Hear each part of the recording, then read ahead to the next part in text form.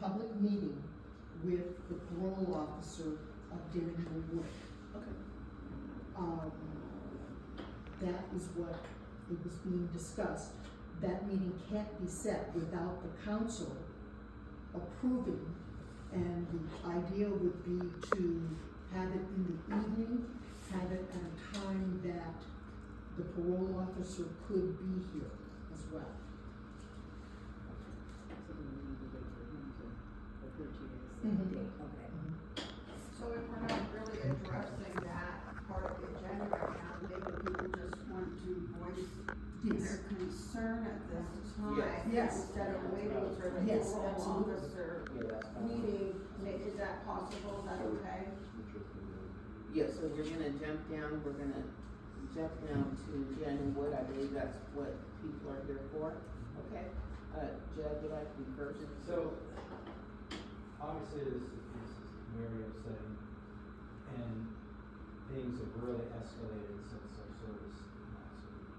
Unfortunately, there's a lot of horrible things on Facebook, a lot of hate. And so, I want to backtrack.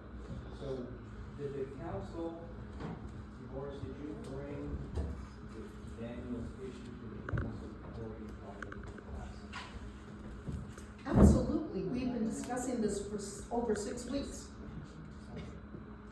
There was, I sent to everyone a covenant that we were going to have with him after discussing it with the district superintendent, and how we as a church were going to address it, as well as discussing with his parole officer. I've met with his parole officer maybe 6 times, several of them here.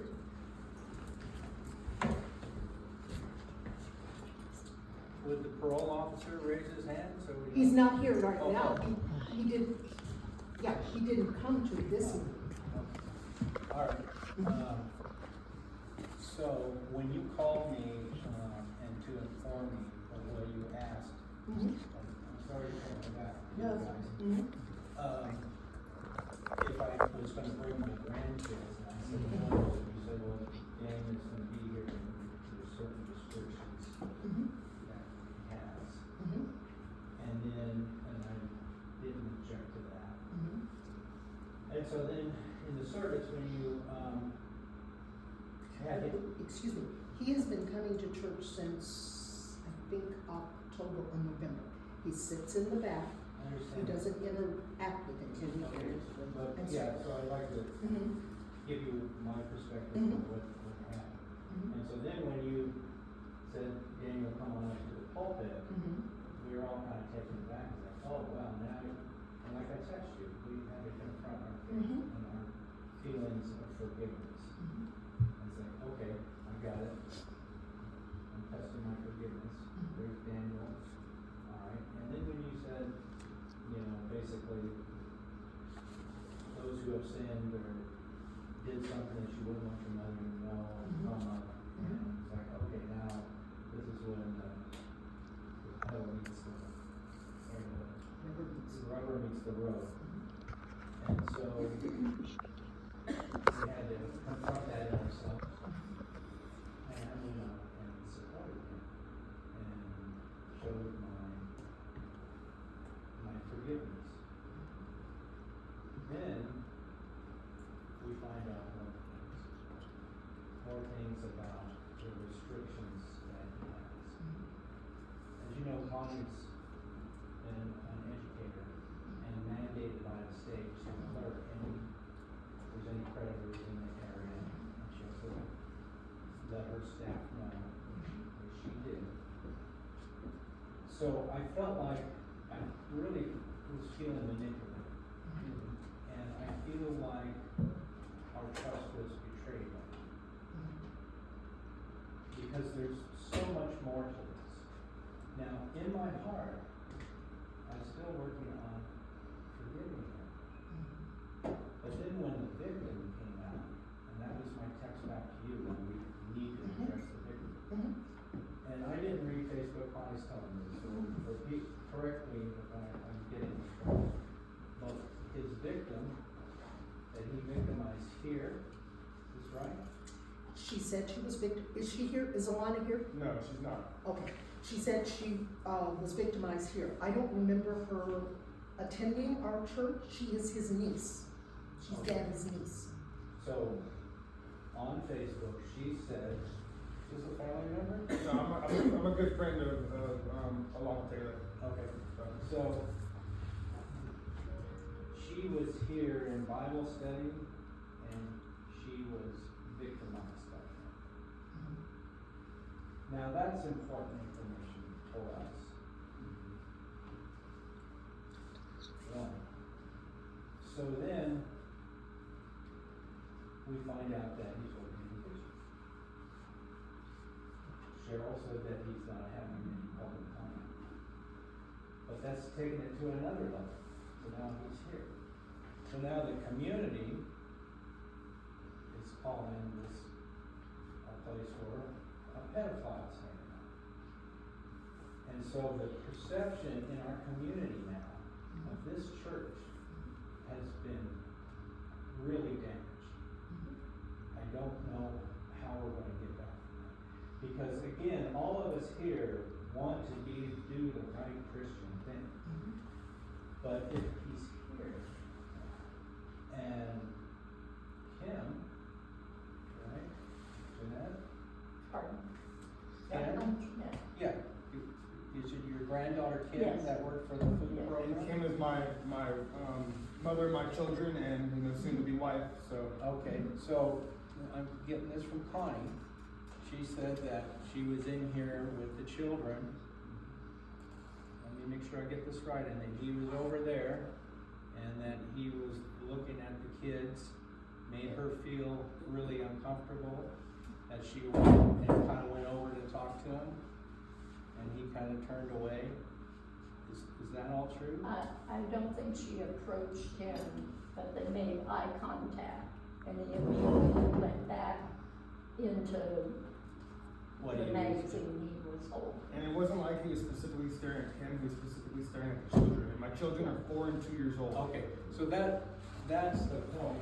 And there were 2 other children there as well, it wasn't just our girls. So that's the point I wanted to make, is that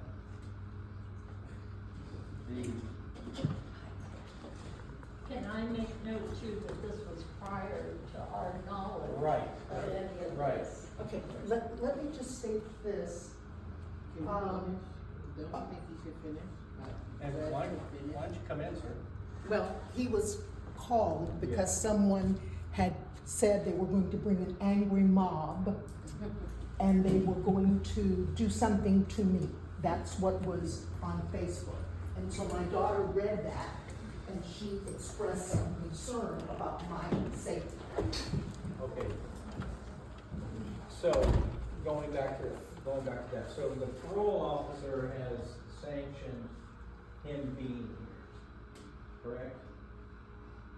Is that right, Floyd? Yes, that is correct. And what are the restrictions on his parole? I have given copies of his parole. How many of you have received copies?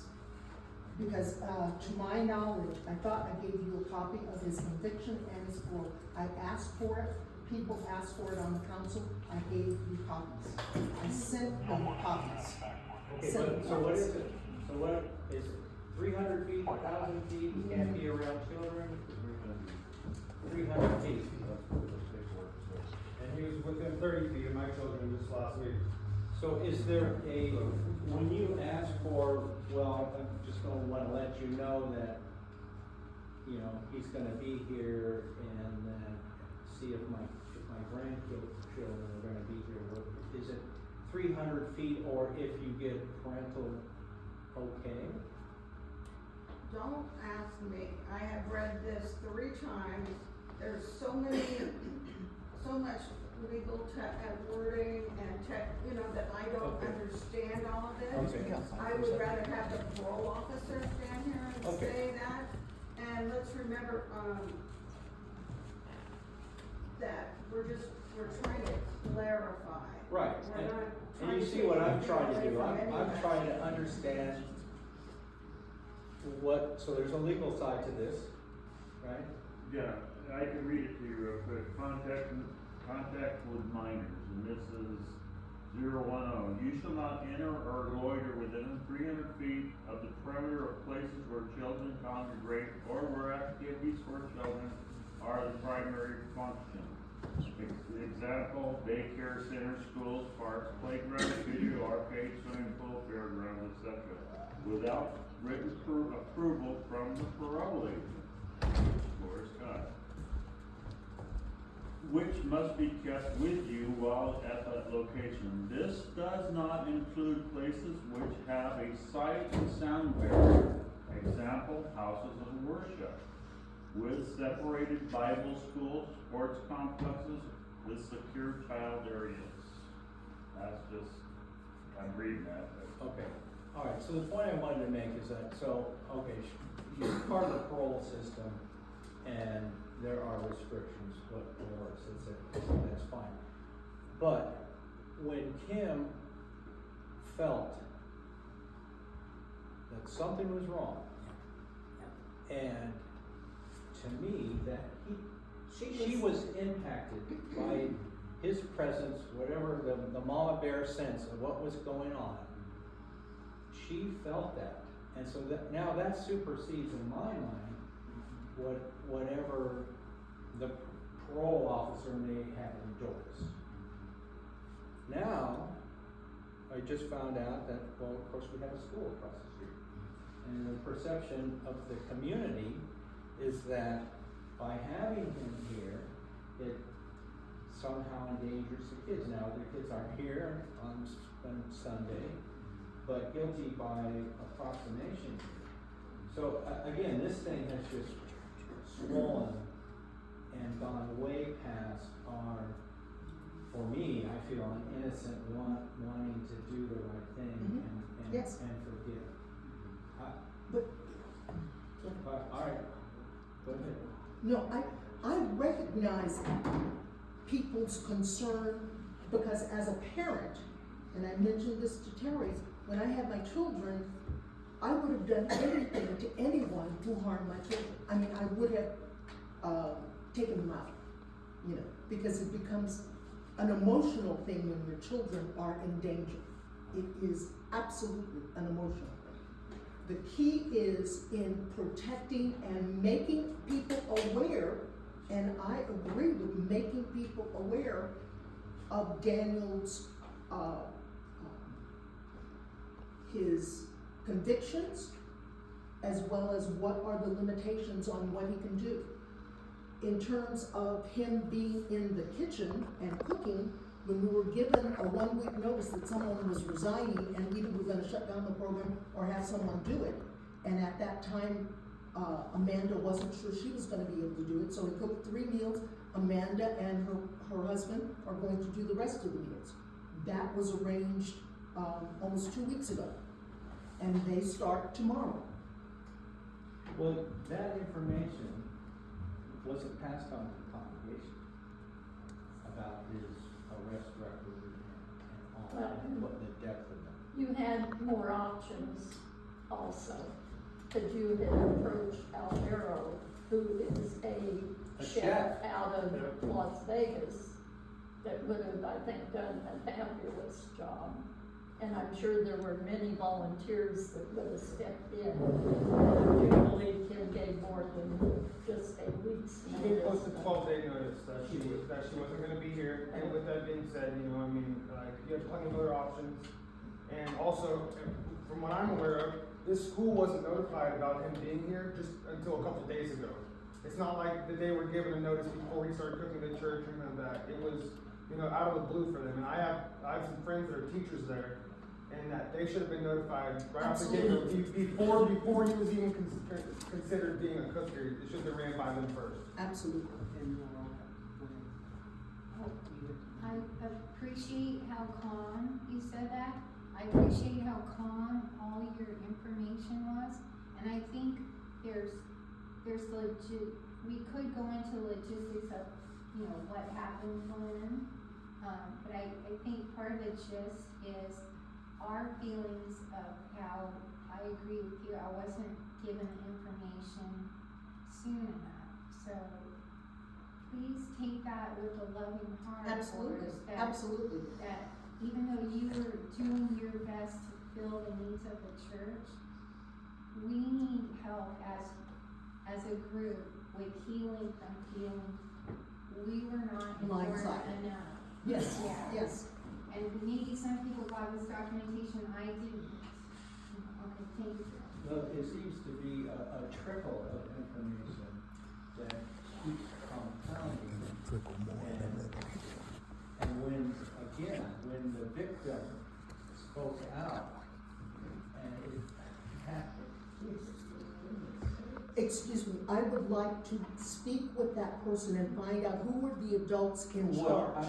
now, No, she's now not. you're imposing, you're putting yourself into a victim situation, so that's gonna be up to whoever has been victimized. You can't insert yourself into someone who's been traumatized. Are you done? Well, okay, so I'll sum it up. So this is, and so now you have the sheriff here because online there's someone saying that there's an angry mom that's in here. So the point is that this is going way beyond just helping someone. I think, and I say this most respectfully, I love you boys. The decisions that you made were very poor. And the only way I see us getting past this is by not having a hearing, but by you resigning. I agree. I think you need to resign immediately, so that we can put this past us and move forward. Good suggestion. If it is the vote of the council that I resign, I will do that, if it's the vote of the council. However, this is a council issue, and Judd, the information was given to council But you members. failed the rest of us. You failed your community, your church. And believe it or not, the council is the liaison, as well as staff parish relations committee, is the liaison with the community. So you're saying all the council should be replaced also? Because how do we get past this? May I speak? Okay, is it okay? Yes, thank you. Being on this council, I want to do good things for my community, and I wish that we had been more transparent and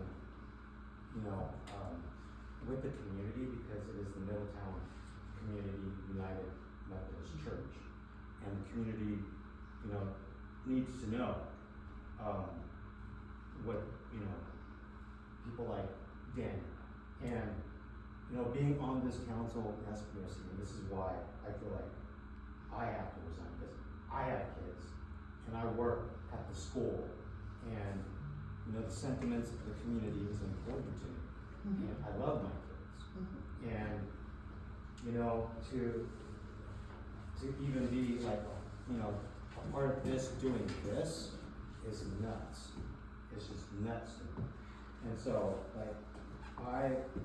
I love this community, and I do feel a little slighted with how Daniel was inserted into the church, and I feel terrible.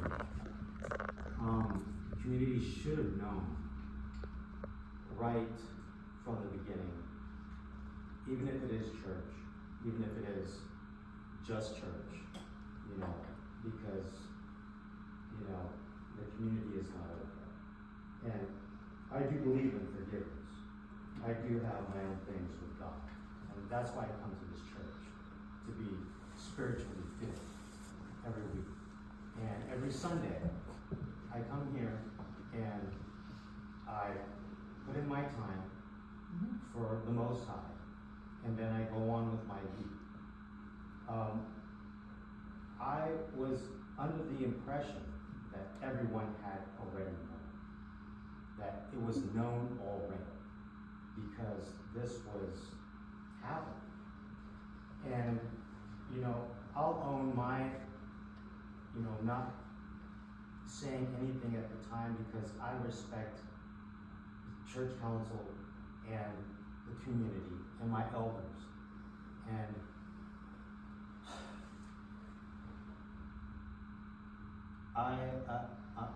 I'm heartbroken and disappointed, and that's why, you know, I have to resign from the council. I'm really, really heartbroken about it, and for my kids come first and foremost, and that's all I have to say. Yeah, I just wanted to say, like, from the community and as a mother, I feel that the community should have known. You know, I live at the apartments over there by the high school, and he was just there the other day trying to lure a little girl from basketball practice. Like, it's not okay, and I'll do whatever I have to do to protect my children and any children around me, but I just feel that the community should have known. Excuse me, are you recording us? Yes. I know one of the victims, and so I was asked to report. Can you do that?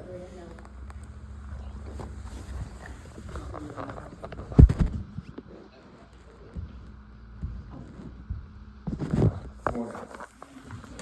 My name is Frank Gerald. I'm the former sheriff of this county. Some of you may recognize me. I have dedicated a large portion of my life to law enforcement and protecting the vulnerable. I also know this individual personally. Why? Because I've arrested him.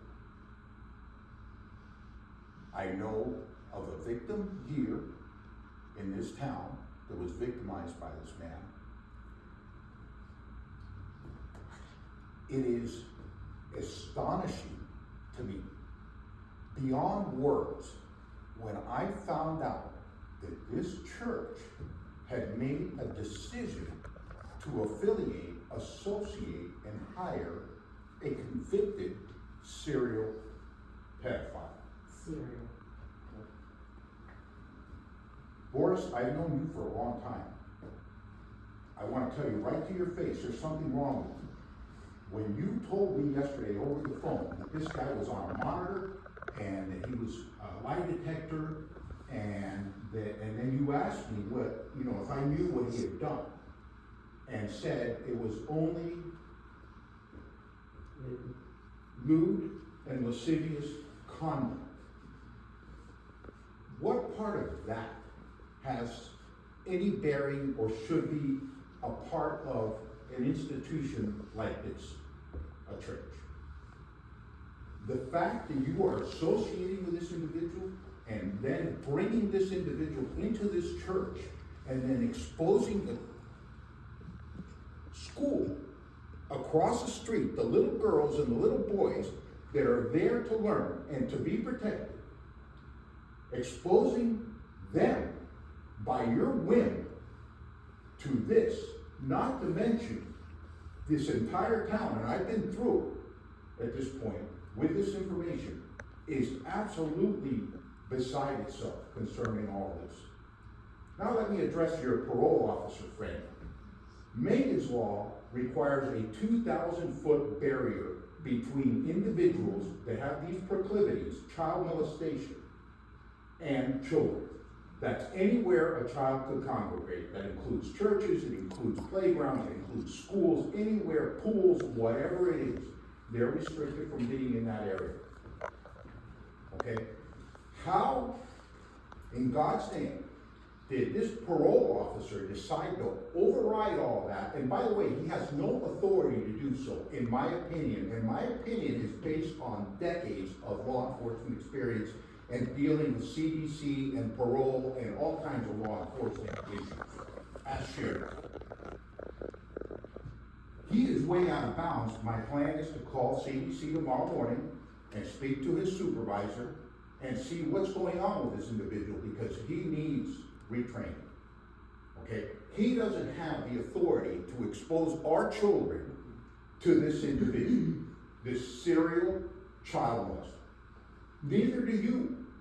And I agree with this gentleman that the best thing you could do to take this pall, this black stain off of this church and off of this entire area is to immediately resign. Not at the request of the council, not at the request of anybody, just out of pure consciousness, out of pure decency. You should be gone because your judgment is as questionable as I've ever seen. This is outrageous. This individual, the only way that this individual can get out from under his restrictions under 290 of the California Penal Code, there's one, death. The other one is a pardon by the governor. I don't think Gavin Newsom's about to pardon his character. Okay? And unfortunately, he remains in this town, and there's not much you can do about that except keep very close eye on him and constrain his adventures and his movement.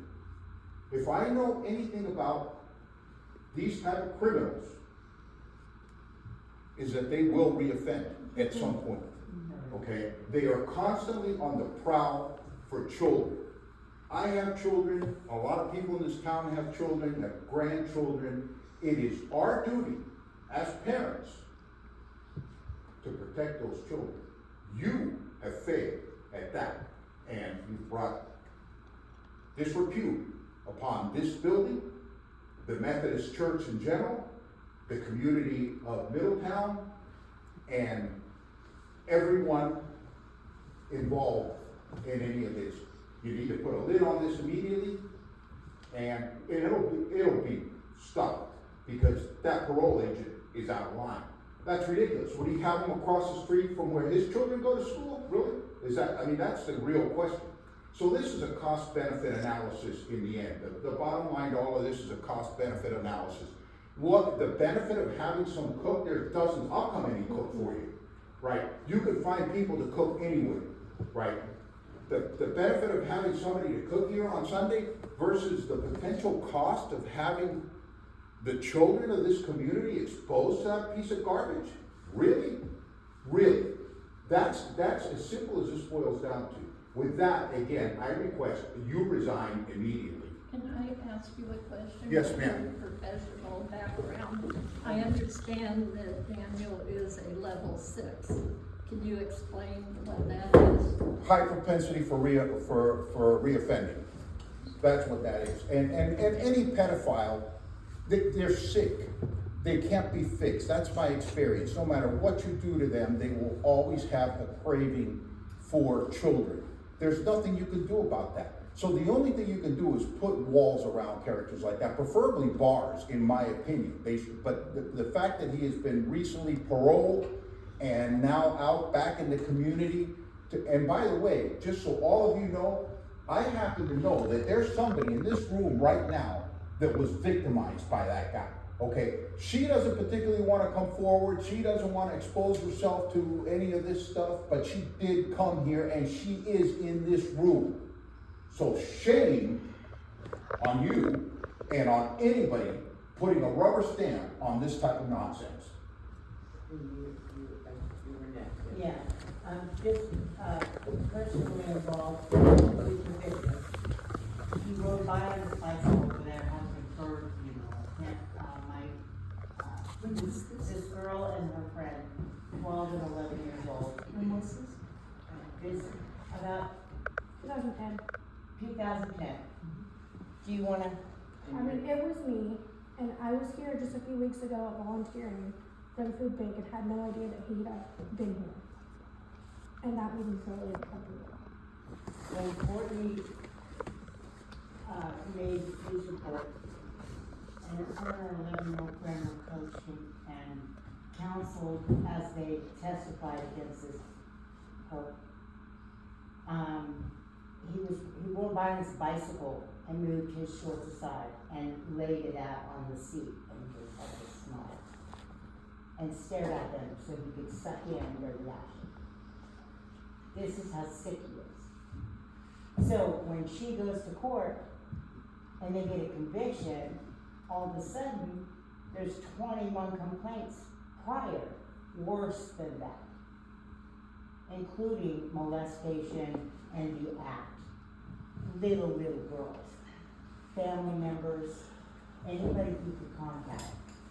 He was paroled recently, a few years back. I don't know if anybody knows how long he was out, but he was right back in. I don't think he was out for more than a week or two. And he reoffended. 2 years. He was 2 years? Okay, so as many years that went by for those 21 offenses, you can imagine how many people come forward or even know. So it doesn't mean there wasn't victims. It just finally somebody said something. And now I have great grandchildren. Yeah, I just can't say anything beyond that. I don't wanna kill anybody. I feel like maybe we'll have a right to do that, but we don't. So I watched my 12-year-old go through court and face the guy that victimized her, and bravely put him away and stopped him from his tirade.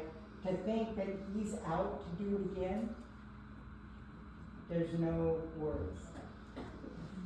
Thank you for your time. Thank you. I thought I saw somebody back there who wanted to say something. No, I would like to ask. Oh, Go ahead. no, I was go gonna ahead. say, I have multiple friends that come to this church to the community food program.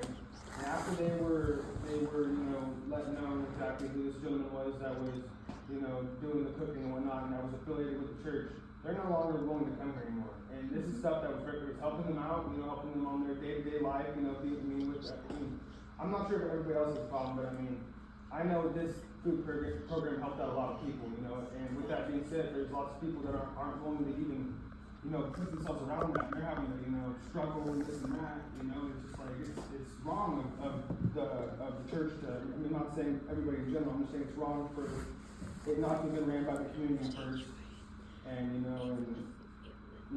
it should have been more well known that, who the gentleman was, that was in here, because like I said, there's multiple families that aren't willing to come back here again because of his presence, and that's not right. I'm synthesizing the information, and for the record, I'd like to make a statement that I appreciate that as a pastor, that Boris is working with us to forgive. On the same token, I think that now as a council, it's being brought up about the choices in leadership, and I agree that with what everyone has said about the leadership choices, that we weren't informed enough, and that moving, and I agree with the thing about the food. I was one of the things saying, let's have a potluck, or even I would cook. So I agree with the opinions of people who brought up the idea that was not, I don't think it was Christian leadership.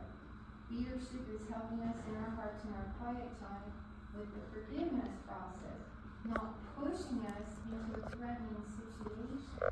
We're not allowing us to have a choice in our day-to-day life of what's going on, because we all take time on our path of all of the things we need to be, compassion and everything. So I